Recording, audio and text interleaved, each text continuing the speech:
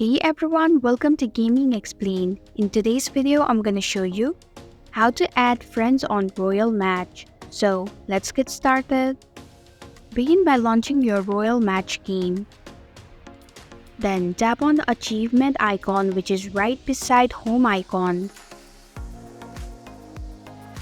Now tap on Add Friends button. Then scroll down to the bottom of your screen and tap on Find Friends option.